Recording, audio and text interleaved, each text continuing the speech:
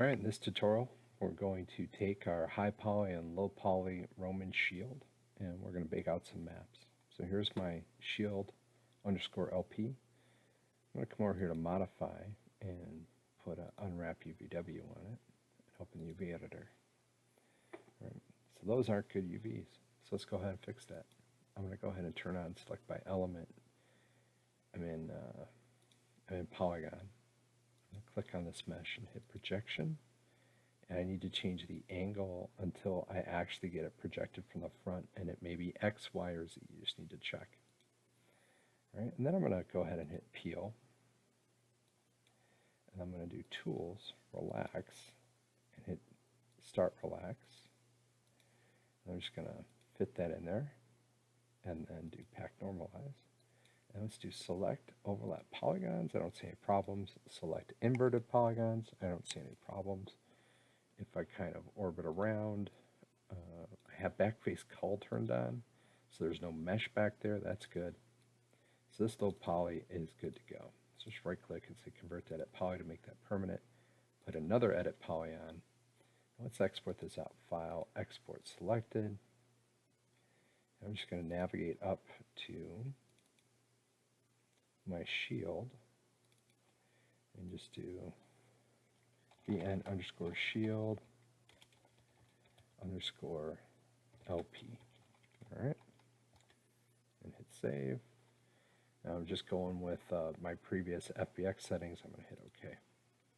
All right, let's right click and say unhide all, and then just hide my low poly shield. All right, so here's everything else I have now. If I click on this, you could see that shows up as gray. These show up as a different color. And these show up as a different color.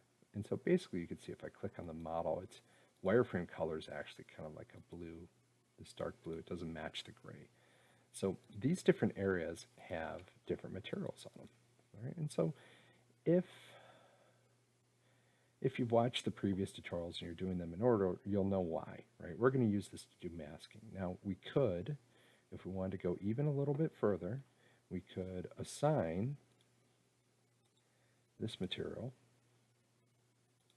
to the main shield. And if I put an edit poly on it, go into element, click on it, and just assign it ID 1. There we go. I could potentially go through and if I click on this guy and hold control and click here, I could assign this like ID 2 to get even more variety in there, if I so chose, right? So I could even select this edge, hit ring, and then hold control and click here in polygons and set that to the same one, ID 2. And then also up here in edge mode, click an edge, click ring, hold control, and I could set that to ID 2. And if I wanted, I could keep going and breaking this up even more in different areas here.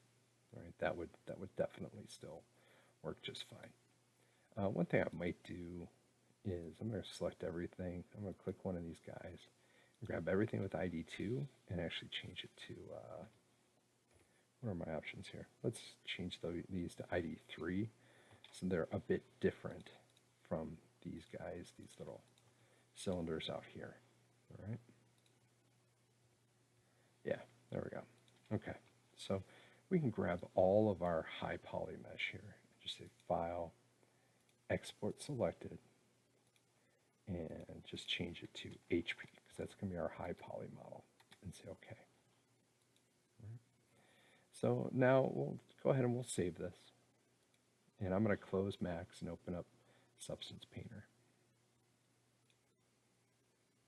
Here I am in Substance Painter. I'm going to load in my low poly shield, which of course, if I click here and hit F, will center on the UVs. If I hold Alt to navigate around, you'll see it. So here you go, there's my shield. You'll notice the texture set list, I'm only, for all these things, I only am using one. So I'm actually just going to close that. I don't need that anymore. I could probably hover here and drag this down so I can see more in case I'm layering. Let's go to texture set settings, 2040 is good size, go to bake mesh maps, make this larger, 2048. And if you're running into performance issues on your machine, leave the output at 512. I'm going to click high definition. I'm going to select that high poly mesh, open, and now I'm going to bake. And so it's going to go through and generate my maps. And I've gone through, and there's a setting to turn off whether or not it automatically shows all that detail. All right, so you're seeing there's weird gray areas there. And so part of what's happening is I need to increase the distance.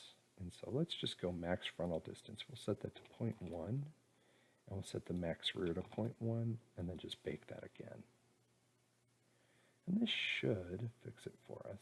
And it's just the fact that the rays need to be rendered out from further away. And so now everything's showing up really nice for us. And you can see there's our maps. They're all nice and square. Let's go up to layers. And this time I'm not even going to bother with materials. I'm just going straight to smart materials. I really like this brass old. That's one of my favorites. It just looks amazing, right? And look at that. It's totally flat and simple model, but all that detail shows up so nice on there.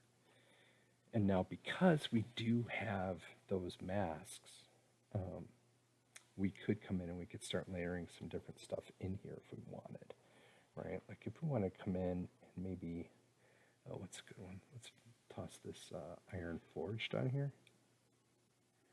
And I'm just going to right click and say add mask with color selection. I'm just going to pick all these little red guys and see how neat that shows up. But that just really pops and looks amazing. So, and then we can do other stuff. If there's other fun things you can find, like there's even stuff like, what am I looking for here? I want sand.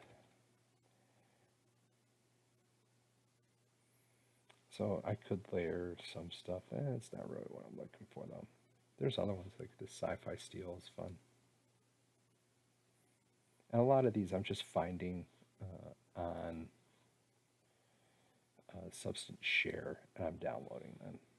So, and you can feel free, you can layer this on here a lot. So let's toss this gold moldy on here. Ugh, that looks hideous. Let's do this gold damaged.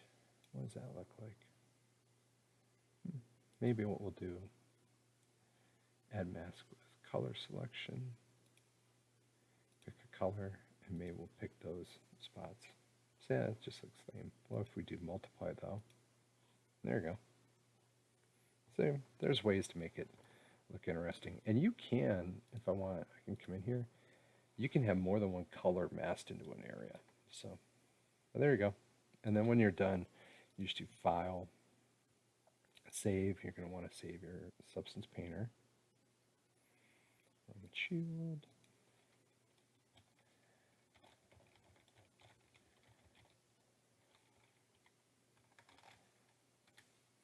And then we'll export out File, Export Textures.